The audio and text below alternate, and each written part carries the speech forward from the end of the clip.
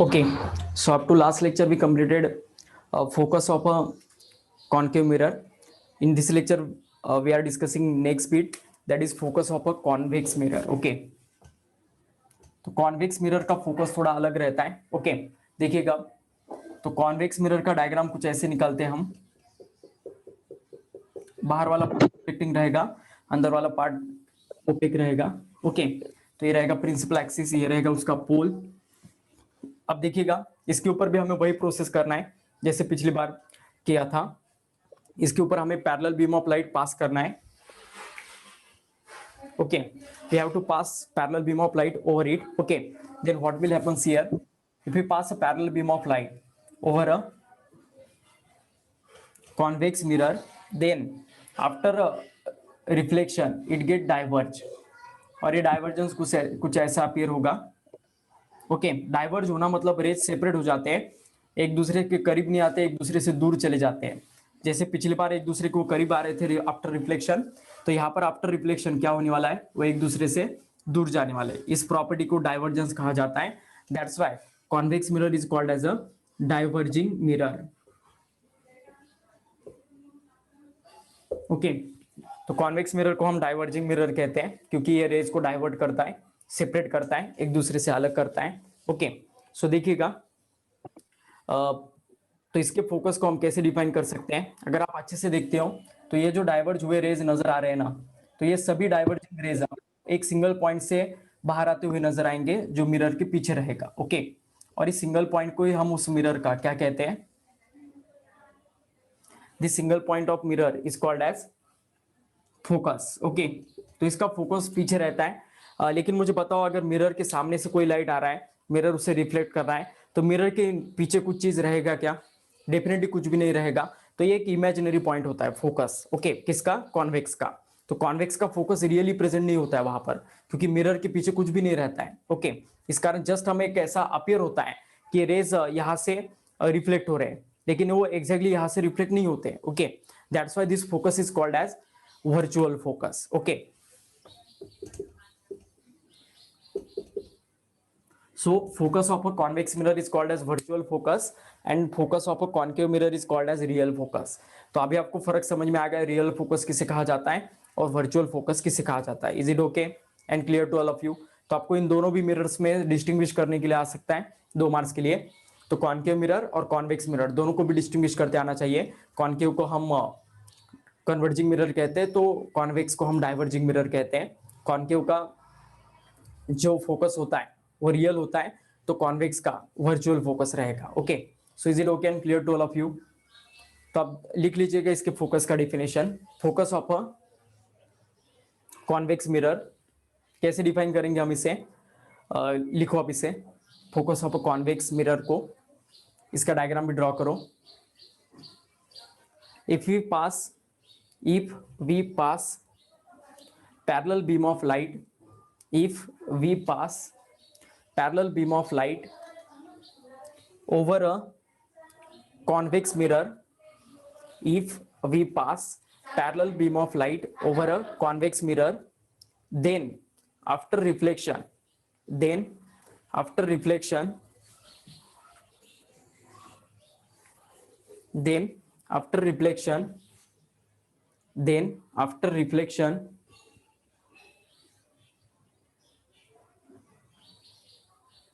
then after reflection it appears to be a then after reflection it appears to be a originates from a single point. Then after reflection it originates from it appears sorry then after reflection it appears to be originates from single point behind the mirror. After reflection it appears to be originates from single point behind the mirror, called as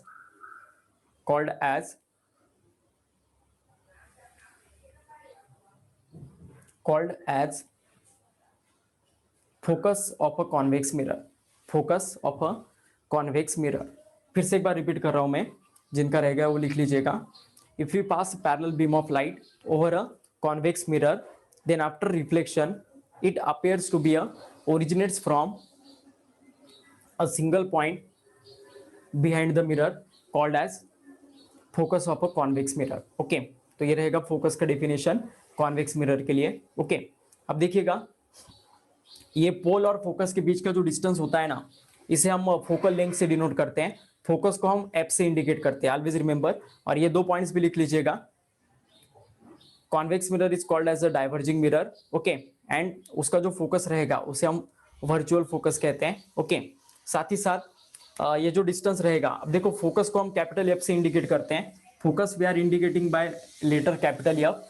लेकिन ये पोल और focus के बीच का जो distance होता है ना, ये वाला, the distance between pole and focus is called as focal length. इसे हम स्मॉल एफ से इंडिकेट करते हैं. Always remember this. ओके, तो इसे लिख लो अच्छे से. राइट दिस, इसे लिख लो अच्छे से. The distance between pole and focus, the distance between pole and focus, the distance between pole and focus of a convex mirror, the distance between pole and focus of a convex mirror is called as focal length. The distance between pole and focus of a convex mirror is called as focal length.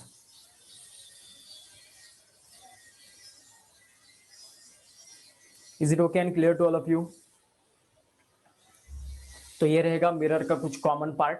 Okay, अब जो पढ़ाने वाला part था mirror का, जो common part है और जो डिफरेंट पार्ट है, वो सब खत्म हुआ है. इसके बाद हमें अब डायग्राम्स की ओर जाना है. ओके, कुछ रूल्स होते हैं कॉन्केव मिरर के और कुछ रूल्स होते हैं कॉन्वेक्स मिरर के रे डायग्राम ड्रॉ करने के, और उसके बाद 6 कंडीशंस के डायग्राम फॉर्म हो जाते हैं. ओके, तो ये सब हमें देखना है.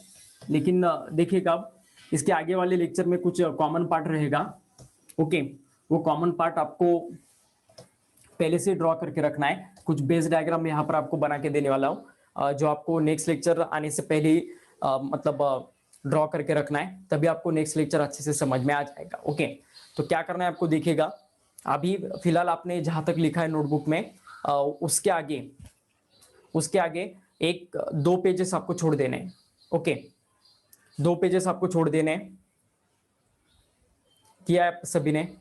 अभी तक आपने जितना लिखा है कॉमन पार्ट्स, यहाँ तक आप आ गए हो, तो इसके आगे आपको क्या करना है, 2 पेजेस का जो डिस्टेंस है वो छोड़ देना है. 2 पेजेस ब्लैंक छोड़ देना है और उसके आगे वाले पेज पर लिखना है. उसके आगे वाले पेज पर लिखना है रूल्स फॉर ड्राइंग रे डायग्राम फॉर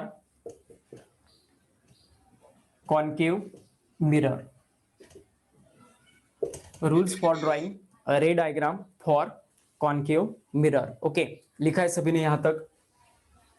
अब मैं क्या बोल रहा हूँ वो अच्छे से सुनिएगा. अभी आप जिस नोटबुक में लिख रहे हो उसे स्किप करो और रफ पेज पर जाओ. नोटबुक के लास्ट पेज पर लिखिएगा जो मैं अभी आपको बता रहा हूँ. कुछ मैं आपको प्रोसेस बताने वाला हूँ, डायग्राम निकालने का तरीका, इसे आप रफ में मेंशन कर लो. और बाद में फिर आपने ये जो हेडिंग लिखा है, इसके बाद में आपको इसके कितने सेट्स ड्रॉ करने हैं उसका एक नंबर बताऊंगा. ओके, तो टोटल आपको 10 डायग्राम निकालने हैं जो सेट में आपको यहाँ पर बताने वाला हूँ. यहाँ से ये जो हेडिंग दिया है आपने, रूल्स फॉर ड्राइंग रे डायग्राम फॉर कॉन्केव मिरर, तो यहाँ से आपको 10 सेट्स ड्रॉ करके रखने हैं. कल का लेक्चर आने से पहले ही आपको ये ड्रॉ करके रखने हैं, तभी कल का लेक्चर आपको अच्छे से समझ में आ जाएगा. ओके, तो सपोज देखो आप, आपका ये नोटबुक कुछ ऐसे है. ओके, ऐसा रहेगा. तो एक पेज पर ज्यादा से ज्यादा कितने डायग्राम्स ड्रॉ करने हैं? 2. ओके, एक पेज पर एक किया तो भी चलेगा, अच्छे से बड़े जगह में डायग्राम आ जाएगा. लेकिन एक पेज पे 2 भी निकाले तो जस्ट सफिशिएंट है, मोर देन इनफ है. तो ऐसे पोजीशन पर आपको 2 डायग्राम्स निकालने. इसके ऊपर कुछ जगह होगी, नीचे कुछ जगह, और यहाँ पर इसके भी कुछ नीचे जगह रहनी चाहिए. तो ये हमारा पहला डायग्राम रहेगा, ये दूसरा, ये थर्ड, ये फोर्थ. तो ऐसे आपको कितने डायग्राम्स एक के साथ एक ड्रॉ करने, एक के बाद एक. टोटल आपको 10 डायग्राम्स ड्रॉ करने. किसके लिए? कॉन्केव मिरर के लिए. ओके, यहाँ से ये जो हेडिंग दिया है आपने, यहाँ से आपको 10 डायग्राम्स ये इस सेट्स में ड्रॉ करने. अब इसका तरीका बता रहा हूं मैं बेस डायग्राम ड्रॉ करने का. ये रफ में लिखिएगा, और जब आप मेन डायग्राम ड्रॉ करोगे तो यही तरीके से आपको वो बेस डायग्राम ड्रॉ करने। ओके, तो बेस डायग्राम क्या रहेगा आप देखिएगा।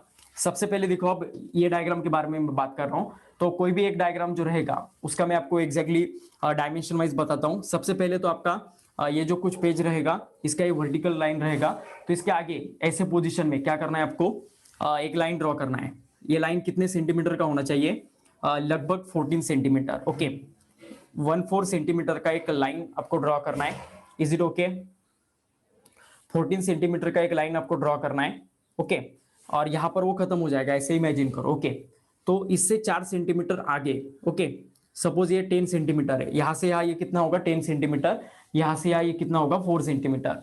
तो लास्ट पॉइंट से 4 सेंटीमीटर आगे, ओके, एक पॉइंट आपको मार्क करना है यहां पर। Is it okay?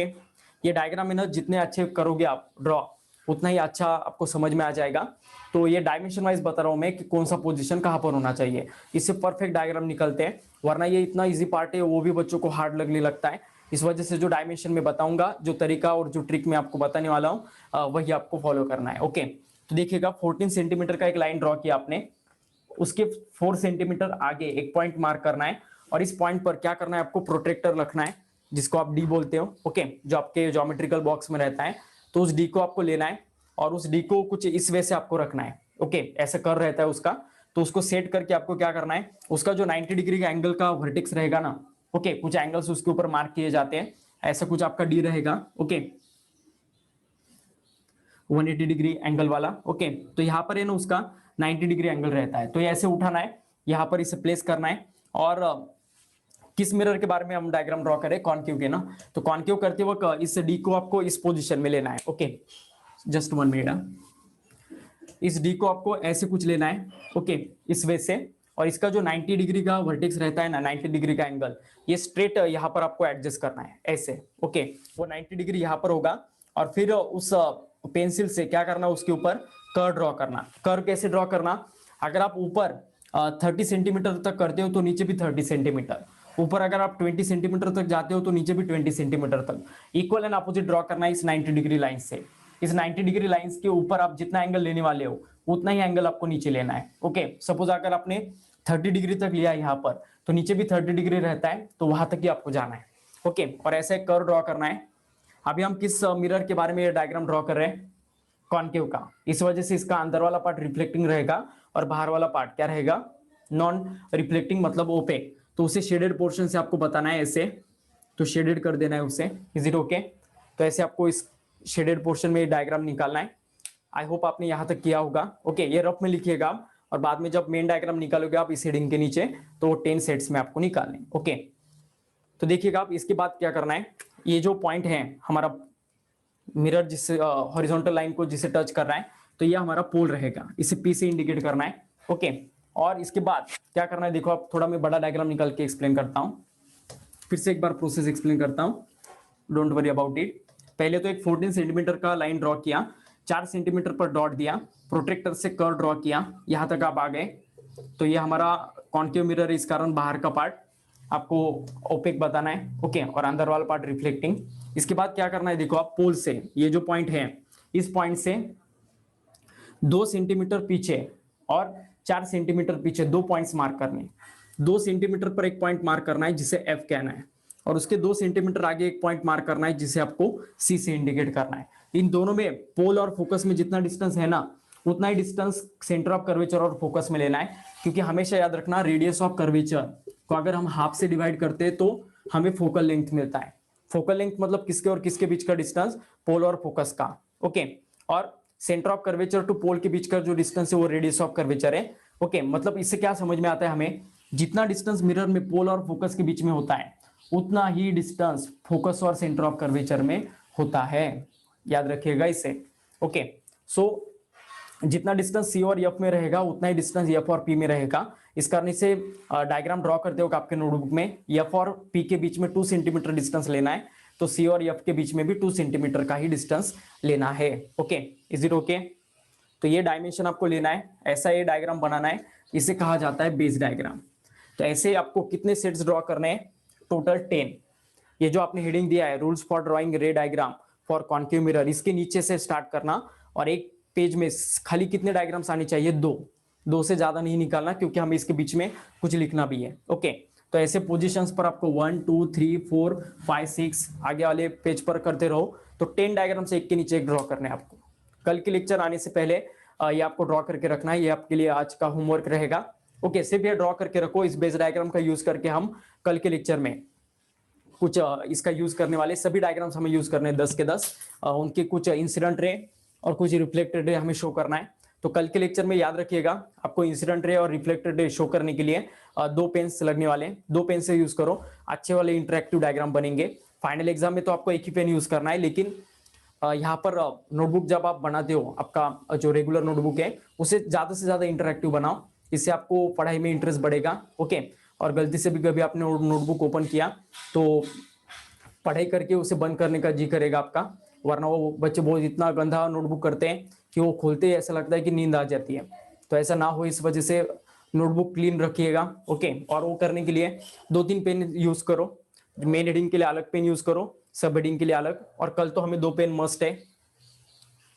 Incident ray हम कुछ अलग पेन से इंडिकेट करने वाले और रिफ्लेक्टेड रे अलग पेन से। ओके, तो इससे ज्यादा इंटरेक्टिव डायग्राम बनेंगे और आपको समझ में आ जाएगा।